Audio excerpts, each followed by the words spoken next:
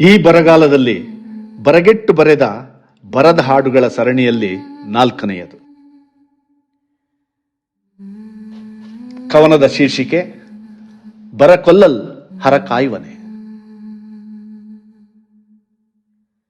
ಬಂಗಾರದಂತ ಮುಂಗಾರಿಗೆ ಕಾಯುತ್ತಿದೆ ಬಿತ್ತಿದ ಬೀಜ.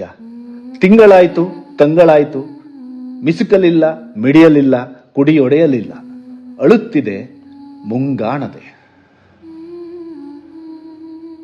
ಉರಿಯುವ ಹಗಲು, ಸುರಿಯುವ ಬಿಸಿಲು, ಸುಟ್ಟ ತೊಗಲು, ಬಾಂದಳದಲ್ಲಿಲ್ಲ ಕಿರುಮುಗಿಲು. ಕಣ್ಣೆವೆಗೆ ಸುಡು ಮಣ್ಣಿಗೆ ದಿಗಿಲು ದಿಗಿಲು. ಬಿತ್ತ ಬೀಜಕ್ಕೆ ಮೊಳೆಯೋ ಮೊದಲು ತೇವಗೊಳ್ಳುವ ತೆವಲು. ನೋಡೋ ಮೂಡ, ಬತ್ತಿದ ಬೀಜ ಸತ್ತ ಮೇಲೆ ಬಿತ್ತುವರಂತೆ ಮೋಡ. ಅದವರ ದುಡ್ಡಿಮೆಯ ಪರಿ.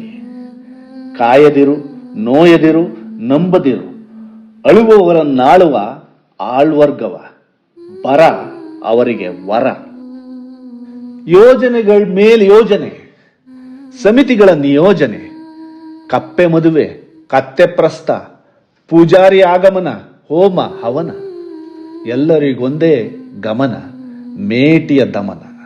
ಕೇಳೋರಿಲ್ಲ ದುಃಖ ದುಮ್ಮಾನ, ಪಕ್ಷಪಾತಿಗಳ ಲಾಲಸೆ ಶಮನ.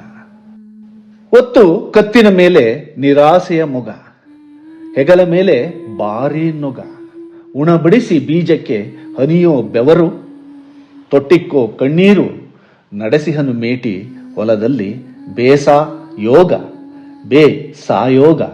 ಮಳೆ ನೀನ್ ಬರೋದ್ ಯಾವಾಗ, ಥುತ್ ನಿನ್ನ ಮನೆ ಕಾಯುವಾಗ. ಬರ ಕೊಲ್ಲಲ್ ಹರ ಕಾಯುವನೆ.